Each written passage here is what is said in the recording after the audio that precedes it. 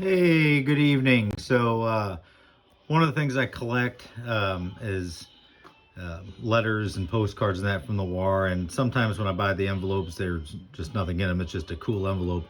So I've taken all of them and I've put them in protective uh, sheets. So, you know, the oils for my hands and whatnot doesn't destroy them.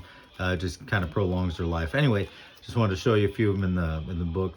You'll see a lot of these propaganda envelopes. They're some of my favorites. They were commercially available. Some of this. I'm gonna try and not make this too boring. You know, mail isn't exactly exciting. The only time it's exciting is when you're waiting for a package from eBay, and you know, of course, it never arrives on time. Anyway, so in addition to letters, you also had you know, postcards like this. This one is sent from an airman in the Army Air Force. And then, you know, of course, people also had relatives still over in Germany, so they'd get a letter from a relative, but chances are the letter's going to arrive like this, and, you know, it's just the way things were. But probably one of the more common ways to get a letter, or the most common way to get a letter from a soldier, is V-mail.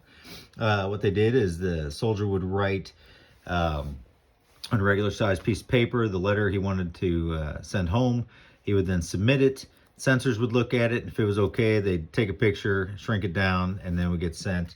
Like here, you can see it's pretty small. Yeah, you know, that was the most common way for a soldier to send something home. And keep in mind, back then, it took a while for news to get home. So if you wrote a letter, or a soldier wrote a letter, you know, back in June, his parents may get it in July or even August, and he unfortunately may have already been killed in action and they haven't heard yet. But yeah, that's some of that. And then one of my favorite things to see on these emails, and I apologize for kind of dawdling here, is artwork. Like this is not showing up well on camera is what's happening. But same things, V-mail. Somebody drew out this picture of soldiers, and it looks like some sort of holiday greeting. So, you know, it got sent, and it's just kind of a neat piece. And then, of course, you know, you had guys in training that were sending letters. This one's from a guy in an armored division. It's really neat to read. You know, we have letters from wives and girlfriends. And then, of course, we also have Germans sending letters. This one, not that one. This one is neat to read also. The soldier's talking about the enemy coming in and strafing him and everything. He's talking about Great Britain, if I remember correctly. And you can see the letters dated 41. But postcards, you know, just all kind of neat stuff. So anyway, just wanted to show that to you. And next up, I'll show you my collection of the patriotic envelopes as well. So one of the main avenues of propaganda during the war was envelopes.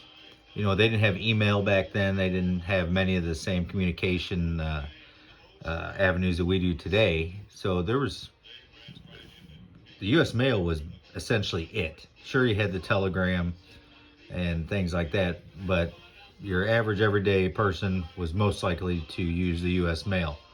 But as you can see on these envelopes, the propaganda is there, you know, telling people to buy war bonds, you know, supporting the military, let freedom ring, you know, let's go USA.